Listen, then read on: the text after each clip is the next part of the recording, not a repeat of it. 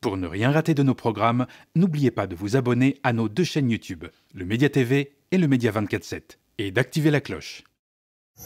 Salut à toutes et à tous, vous êtes sur le Média et vous regardez Les Indiscrets, votre rendez-vous hebdomadaire porté par Niels Wilke. Grâce à son carnet d'adresses et à sa connaissance fine des acteurs politiques de tous bords, Niels nous permet d'arpenter chaque semaine les dédales de la politique française. Cette émission existe grâce à vous. Si vous souhaitez nous aider à continuer, vous pouvez nous soutenir en souscrivant à un abonnement ou en faisant un don mensualisé sur le mediatv.fr/soutien. Votre engagement fait la différence. Alors n'hésitez plus, passez à l'action.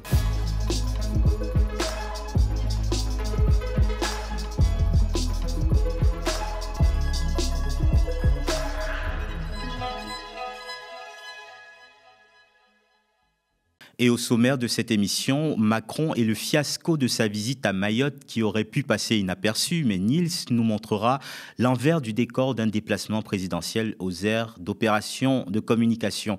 Manuel Valls, de retour dans la lumière avec Macron, l'ancien Premier ministre désormais aux Outre-mer, n'a pas manqué de se positionner au plus près du chef de l'État lors de sa visite à Mayotte. Sarkozy va pouvoir garder sa Légion d'honneur grâce à Macron. L'actuel locataire de l'Élysée va protéger la décoration de son prédécesseur, multicondamné dans plusieurs affaires. Voilà pour le menu. Bonjour Niels. Salut Fabrice, salut à tous. Alors, Emmanuel Macron a donc, je le disais, effectué un déplacement en grande pompe à Mayotte. Pour commencer, il paraît que Macron et Valls, son ministre des Outre-mer, entre les deux, c'est la lune de miel. Ah oui, faut faire résonner les violons là, hein. C'est un véritable retour en cours pour l'ancien Premier ministre et conseiller municipal de Barcelone, hein. On rappelle l'aventure espagnole catastrophique de Manuel Valls. Et là, on le retrouve aux côtés de Macron pour sa tournée à Mayotte et dans le Pacifique de manière générale. Alors effectivement, c'est quand même assez lunaire parce que en plus, les images... on les voit en fait arriver un peu habillés comme des jumeaux. Ils ont les mêmes pantalons sombres, la même chemise blanche, ils ont même la même cravate bleu marine, presque les mêmes lunettes de soleil. Enfin, on a presque l'impression de voir de loin un peu des jumeaux, en tout cas au niveau vestimentaire. Et puis surtout, il faut quand même rappeler qu'ils se détestaient cordialement quand Manuel Valls était donc Premier ministre de François Hollande. Ah oui, période rayonnante, comme chacun le sait. Et effectivement, Emmanuel Macron, ministre de l'économie. Regardez, David, ces photos, c'est il y a pile un an. On voit Manuel Valls qui sermonne publiquement Emmanuel Macron comme s'il était un petit garçon désobéissant. Une séquence vécue comme une humiliation profonde par l'actuel président. Et il a la mémoire longue. Depuis, il se déteste cordialement. Effectivement, il se détestait parce que... Emmanuel Macron, effectivement, se poussait du col pour, évidemment, la présidentielle de 2017. Manuel Valls également. Et donc, c'était une sorte de guerre sanglante et sans merci entre les deux. Et puis, là, avec l'arrivée de François Bayrou à Matignon, il y a eu une sorte de dégel dans les relations. C'est François Bayrou, évidemment, qui a voulu faire entrer Manuel Valls dans son gouvernement, hein, parce que, effectivement, pour Emmanuel Macron, ça n'allait pas de soi. Et puis, il faut quand même rappeler que Manuel Valls, politiquement, il ne valait plus rien, il ne vaut plus rien. Il est complètement démonétisé, hein, c'est ce que dit, enfin, c'est ce que reconnaissent d'ailleurs tous les observateurs, nos confrères et consoeurs journalistes politiques, hein. On rappelle quand même que du Parti socialiste, Manuel Valls a quitté la France pour l'Espagne, où il avait promis qu'il ferait voilà, un acte politique fort. Finalement, il est devenu conseiller municipal, et puis il a tourné Kazakh pour revenir en France quand il s'est aperçu que l'Espagne ne lui offrait pas sur un plateau la victoire politique dont il rêvait. Et puis il y a eu aussi des vestes électorales puisqu'il n'a pas été élu aux législatives. Donc effectivement, là, ce retour en grâce au gouvernement, c'est un petit peu la remontada pour Manuel Valls. Et puis comme il a quand même été nommé ministre d'État, hein, pas seulement ministre des Outre-mer, donc ministre d'État, c'est une dignité voilà, supplémentaire pour lui. Donc c'est vraiment c'est la remontada du siècle. Le retour en grâce. Alors, c'est ça, c'est le retour en grâce, effectivement, du siècle. Alors, Évidemment, ça fait un petit peu sourire en coulisses, hein, non seulement le personnel politique, mais au sein même du gouvernement et puis chez les macronistes aussi, parce qu'en réalité, voilà, on se demande en fait à quel point l'un a besoin de l'autre. On sait que Macron, lui aussi, politiquement, c'est quand même compliqué pour lui hein, depuis la dissolution, qui n'a pas apporté les résultats espérés. On rappelle quand même que les macronistes auraient disparu de l'Assemblée probablement sans le fameux front républicain dont lui a fait profiter la gauche, qui a permis d'ailleurs la réélection de personnalités éminentes, notamment comme Aurore Berger, Yael Braun-Pivet, voilà, enfin tout un tas de macronistes. Et donc là, effectivement, ce déplacement à Mayotte et puis dans le Pacifique de manière générale, ça a permis en fait aux deux hommes de montrer, voilà, d'afficher une proximité. Alors du côté de Manuel Valls, d'ailleurs, c'était une proximité qui était un petit peu surjouée. L'un des membres de la délégation me disait là en off pour préparer cette émission que Manuel Valls était un peu le faillot quand même de service qui s'amusait à montrer voilà non seulement au président mais au parti parce qu'il y a trois autres ministres qui font partie du voyage, notamment Bruno Retailleau, Annie Genevard, Aurore Berger, voilà qui accompagnent la délégation présidentielle. Donc devant ses collègues, devant le président, il fait un petit peu de zèle, voilà, en montrant à quel point il connaît bien ses dossiers, en montrant au président, voilà, que effectivement, il connaît bien les Outre-mer, et donc en fait, il y a un petit peu un parallèle qui est tiré entre les deux hommes. Qui sont tous les deux un peu des rescapés de l'enfer politique, quoi. Voilà, bon, c'est assez drôle finalement. Et pour en revenir à Emmanuel Macron, donc cette visite à Mayotte, est-ce que cette deuxième visite après le cyclone Chido s'est mieux passée que la première?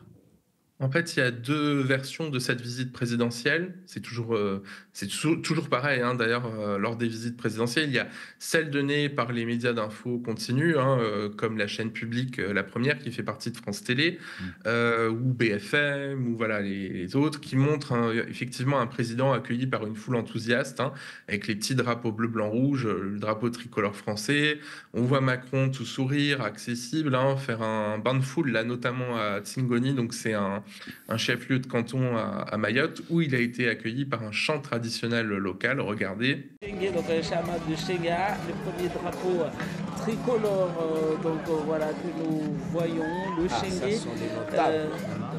Donc ce chant, la revendication de Mayotte française, vous le voyez donc le bain de foule d'Emmanuel Macron à Tsingoni. Finalement, le secret était plutôt bien gardé parce que jusqu'à... Voilà, alors l'AFP, l'agence France Presse, hein, le montre aussi toujours aussi tactile avec les habitants, le petit bisou sur le front, voilà, de la petite fille avec la maman qui est ravie, caresse par-ci, je te tiens le bras par-là. On se croirait presque revenu à l'époque de l'Ancien Régime, hein, le roi te touche, Dieu te guérit, comme disait la formule rituelle. Et BFM est allé jusqu'à publier une vidéo où l'on voit le président faire un shifumi avec un jeune de Lille.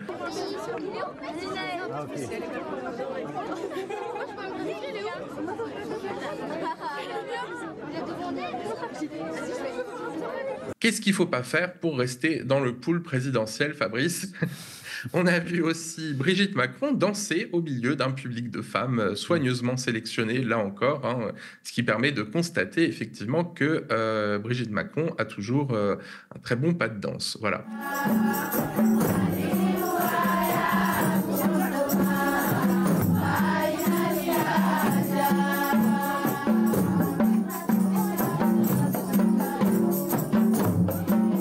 Alors auparavant, pour finir, Macron avait fait un petit tour en Zodiac, hein, nous relate Libération. Le président s'est improvisé, figure-toi, agent de la PAF, donc la police des frontières, en conduisant un Zodiac chargé d'arrêter les Kawas, ces fameuses embarcations, souvent d'ailleurs tragiques, hein, qui transportent les Comoriens vers l'île.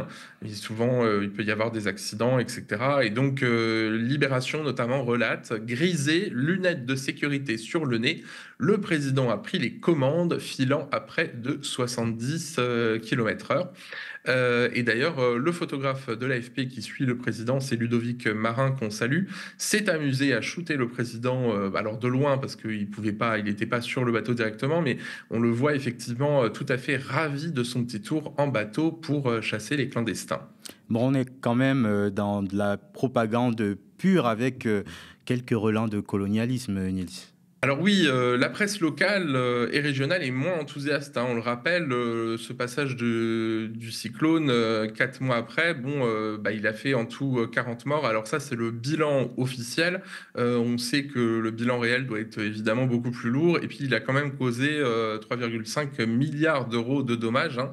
Et ça fait que les habitants de ce département, qui est le plus pauvre de France, et qui est déjà fragilisé par de multiples facteurs. Alors, c'est vrai que au niveau local, notamment, les élus pointent souvent des doigts les Comoriens qui viennent s'installer à Mayotte, hein. Évidemment, ils veulent une vie meilleure. Et puis surtout, les habitants, qu'ils soient d'ailleurs comoriens ou français, peinent à entrevoir le bout du tunnel parce qu'il y a effectivement, il y avait les travaux d'urgence pour rétablir l'eau, l'électricité, les télécommunications, bref, les besoins de base, mais il y a aussi la vie de tous les jours finalement, le travail, la santé, etc.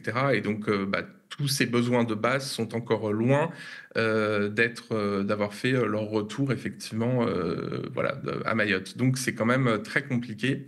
La presse locale est quand même beaucoup moins enthousiaste effectivement que nos confrères et consoeurs de la presse nationale et hexagonale, hein. On voit par exemple La Première qui a montré effectivement des manifestants lors de la venue du président à Mayotte et de son passage tout à fait exaspérés, qui voulaient manifester et qui en ont été empêchés par les forces de l'ordre. Regardez.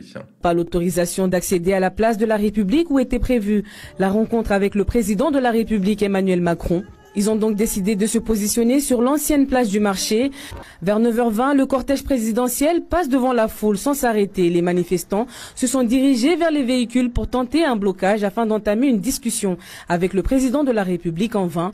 Une scène qui a donné lieu à quelques bousculades avec les forces de l'ordre et a laissé un sentiment de mépris et un manque de considération envers la population.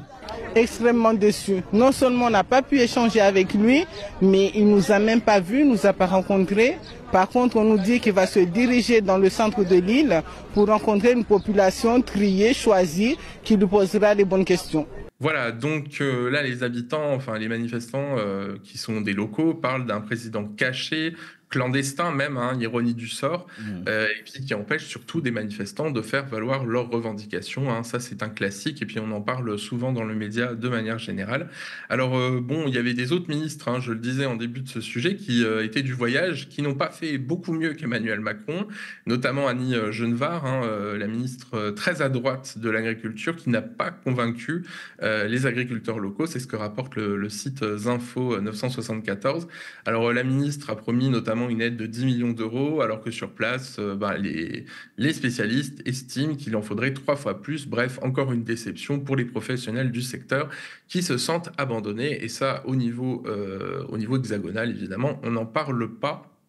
Et est-ce que ça s'est mieux passé sur l'île de la Réunion, qui était la destination d'après pour Emmanuel Macron ? Alors pas vraiment, hein. Et là encore, il faut lire la presse locale, notamment nos confrères, hein, du quotidien de La Réunion, qui relate hier, donc le 24 avril, un président dans sa bulle.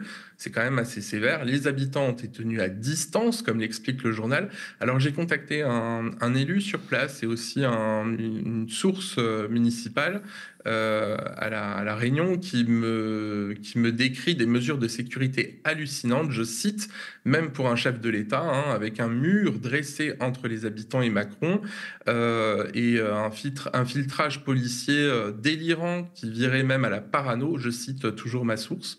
D'ailleurs, le journal Le Quotidien de La Réunion le relate, on a vu même des fans du président qui ont été refoulés sans aucune considération par effectivement les forces de l'ordre, la sécurité présidentielle. Alors effectivement, lors de ces visites, en général, les habitants qui souhaitent approcher le président sont soigneusement sélectionnés par la préfecture voilà, sur place. Et puis, il y a des mesures de sécurité, de contrôle qui sont instaurées. Mais enfin, quand même, Macron était connu pour être un président spontané. Et d'ailleurs, lors de sa première visite à Mayotte, il avait un petit peu foncé dans le tas, entre guillemets, voilà, en faisant fi de sa sécurité. Ça avait donné lieu quand même à des échanges assez difficiles avec les habitants qui étaient encore évidemment traumatisés et surtout très en colère par les lenteurs des secours pour arriver. Et donc cette fois-ci, manifestement, l'Élysée n'a pas souhaité réitérer l'épisode. Alors à La Réunion, là, notamment, il y a même pire, puisque le journal évoque la gueule de bois des élus locaux. Alors Macron a quand même boudé pas mal d'élus, hein, mais il s'est offert une petite visite qui n'était pas prévue à son agenda. Chez Jean-Paul Virapoulet. Alors, en métropole, évidemment, son nom ne nous dit rien, mais alors à La Réunion, c'est un personnage de la droite ex-UDF qui sent le soufre. C'est un ancien sénateur, il a été maire de Saint-André à La Réunion. Surtout, il a été déchu de ses mandats de conseiller municipal et communautaire en 2021 par le préfet. Alors, c'est quand même pas commun, hein, il n'y en a pas tous les jours, et heureusement. Après une condamnation de 18 mois de prison avec sursis et 10 ans d'inéligibilité pour prise illégale d'intérêt. Voilà. Et donc, c'est cet interlocuteur-là, ce personnage de l'île, auquel Macron a rendu donc une visite appuyée, une visite présidentielle qui a été d'ailleurs relatée par le fiston de Virapoulet, Jean-Marie, qui a partagé ce moment émouvant sur sa page Facebook, comme on le voit à l'écran.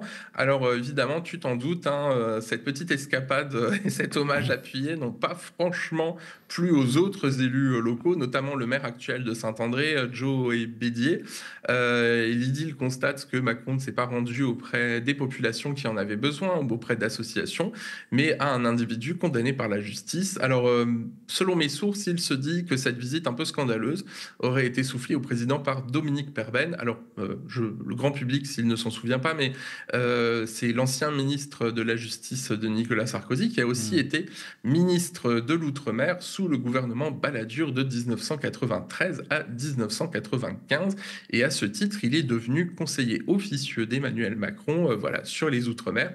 Il avait d'ailleurs suivi les dossiers ultramarins pour Jacques Chirac, ensuite, ou Alain Juppé. Et il est passé chez Macron, lui aussi. Hein. Il avait apporté son soutien à Macron en 2017. Il a été membre de la commission nationale d'investiture de ce qu'on appelait à l'époque la République en marche, hein, l'ancêtre de Renaissance. Entre-temps, le parti, évidemment, a changé 4 fois de nom. Mais voilà, il a apporté cette connaissance des territoires ultramarins au président. Et donc, manifestement, il est intervenu, voilà, il a fait jouer son réseau pour permettre effectivement à un ancien soutien de rencontrer le président malgré sa condamnation. Justement, en parlant de controverses, de condamnations, de personnages sulfureux, Emmanuel Macron refuse, j'allais dire plutôt, de retirer sa Légion d'honneur à Nicolas Sarkozy malgré sa condamnation. On le sait, la dernière en décembre dernier, dans l'affaire des écoutes, Emmanuel Macron ne souhaite pas retirer cette Légion d'honneur de Nicolas Sarkozy. Oui, alors moi je préfère l'appeler l'affaire Bismuth, hein, parce que c'est quand même beaucoup plus marrant. On rappelle hein, quand même que c'était le pseudo utilisé par le président de la République sur son téléphone prépayé pour communiquer voilà, des infos qui ne devraient pas être communiquées avec voilà, des magistrats ou ses soutiens. Bon, effectivement, c'est le nouveau scandale du jour, hein, puisque Macron a en effet déclaré, comme tu le disais, qu'il ne prendrait pas la décision de retirer sa médaille à son prédécesseur. Il a fait cette déclaration depuis Madagascar où il a achevé son déplacement dans le Pacifique après Mayotte et La Réunion. On écoute notre président. Moi, je pense que c'est très important que les présidents, évidemment, et les anciens présidents soient respectés. Et donc, le président de la République que je suis en tant que grand maître ne prendra aucune décision de ce type. Mais moi, je pense qu'au moment même où le président Sarkozy a des procès qui sont en cours, où certes, il a épuisé les voies de recours en France, qui ont conduit à une condamnation, mais à un recours en cours devant les autorités européennes. Et compte tenu du fait qu'il a été élu président par le peuple souverain il y a maintenant un peu plus de 10 ans, je pense qu'il mérite le respect, et il a mon respect, je crois qu'il a le respect du peuple français, et de mon point de vue, de là où je suis, je pense que ce ne serait pas une bonne décision. Voilà, donc c'est des explications quand même un peu alambiquées. On voit que Macron n'est pas très à l'aise. On rappelle quand même que même s'il est grand croix de la Légion d'honneur, Nicolas Sarkozy a été effectivement condamné le 18 décembre 2024 à 3 ans d'emprisonnement, dont un an ferme, on le rappelle, pour corruption, trafic d'influence dans l'affaire dite des écoutes ou donc affaire Bismuth. Or, les décorations sont logiquement retirées à ceux qui ont été condamnés. Regardez à l'écran, est exclue toute personne condamnée pour un crime ou condamnée à une peine définitive de prison ferme d'1 an minimum. C'est ce que prévoit le code de la Légion d'honneur. Les textes sont assez clairs. Et donc la dégradation, ce qu'on appelle la dégradation, c'est-à-dire le retrait de cette breloque de l'ancien président de la République, est donc de droit. C'est ce que rappelait le 4 mars dernier le général Lecointre, qui est le grand chancelier de la Légion d'honneur, et à ce titre le garant de l'intégrité de l'ordre, parce que oui, il y a de l'intégrité dans l'ordre de la Légion d'honneur, quoi qu'on en pense. Et d'ailleurs, ce gradé, ce haut gradé, ne pouvait imaginer à l'époque que la loi ne s'applique pas à Nicolas Sarkozy, comme à tout autre, finalement, à tout autre Français. Et d'ailleurs, on en avait parlé dans cette émission. Alors, pour Macron, l'ancien chef de l'État, je cite, mérite le respect, car c'est quelque chose d'avoir été président de la France. Alors bon, le code de la Légion d'honneur ne fait pas tout à fait de distinction entre les chefs d'État et les autres récipiendaires, Nilsi. Non, tu as raison, effectivement, il n'y a pas de distinction, en principe, en tout cas en droit, mais le président a choisi de reprendre l'argument de l'avocat de Nicolas Sarkozy, qui rappelle qu'en droit, le président reçoit la Grande Croix de la Légion d'honneur ès qualité, c'est-à-dire en tant que président de la République, puisqu'il devient en même temps grand maître de l'ordre. Donc lors des investitures présidentielles, on peut voir effectivement le général présenter en fait symboliquement les insignes de Grande Croix de la Légion d'honneur. En général, le président porte plus le collier depuis un certain temps parce que c'est lourd, voilà. Mais bon, symboliquement, en tout cas, il y a ce fameux grand collier de la Légion d'honneur en tant que grand maître de l'ordre, voilà. Et alors, donc l'avocat de Nicolas Sarkozy, qui est tout à fait brillant d'ailleurs, fait une différence avec le citoyen lambda en bon avocat, la défense à la parole. Et puis surtout, Macron rappelle qu'il y a d'autres procès en cours. Alors ça, c'est vrai qu'il y a la tentaculaire affaire Sarkozy-Kadhafi, donc qui concerne le financement libyen de la campagne présidentielle 2007, dont le jugement en première instance, on l'attend le 25 septembre. Je suis citoyen français, je ne peux pas imaginer que la loi ne s'applique pas. Mais par téléphone, des membres du Conseil de l'Ordre de la Légion d'honneur nous confient être face à une situation inédite. On est habitué à débattre des dossiers de retrait. Bien sûr, celui-ci est très particulier. La question est de savoir si un ancien président de la République est au-dessus des lois ou pas. Il y a plein d'enjeux politiques autour. Et donc Macron entretient un peu l'ambiguïté, en fait, comme d'habitude. Est-ce que dans ses déclarations, il veut dire qu'il attend de voir si Sarko sera aussi débouté par la justice européenne, puisque l'ex-président veut porter son cas devant la Cour européenne des droits de l'homme, ou est-ce qu'il dit qu'il veut de toute façon protéger son prédécesseur en ne lui retirant pas du tout sa médaille, même si la justice européenne ne donnait pas raison à son prédécesseur? Alors, c'est quoi les liens, Nils, entre Sarko et Macron? Pourquoi une telle amitié? Enfin, si on peut parler d'amitié en politique. Alors, comme toujours, il faut chercher du côté de la femme. Les liens entre Sarkozy et Macron sont entretenus par Brigitte Macron. Brigitte Macron, c'est quand même toute la droite locale picarde, et la femme du président actuelle, donc, est très à droite, beaucoup plus que son mari, c'est pas un secret. Et puis Brigitte Macron, elle adore aussi le milieu people, là encore, c'est pas un secret, Bernard Montiel, Stéphane Bern, elle adore tout ce milieu, et donc elle a d'excellentes relations aussi avec Carla Bruni, qui est donc la femme de Nicolas Sarkozy. Tout ce petit monde évolue un peu dans les mêmes cercles, et évidemment, se soutient. Au point qu'aux obsèques de Bernard Tapie en 2021, j'ai exhumé cette archive, un ex-conseiller d'Emmanuel Macron avec lequel je discutais cette semaine se marrait en se demandant si Brigitte Macron n'était pas en couple avec Sarkozy, en les voyant si complices à la sortie de l'église. Ils étaient très gais, malgré le contexte donc, des obsèques de Bernard Tapie. Regardez cette vidéo pépite.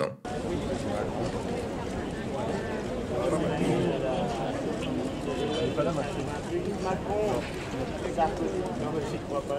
Ah, c'est pas vrai. Il est pas en photo.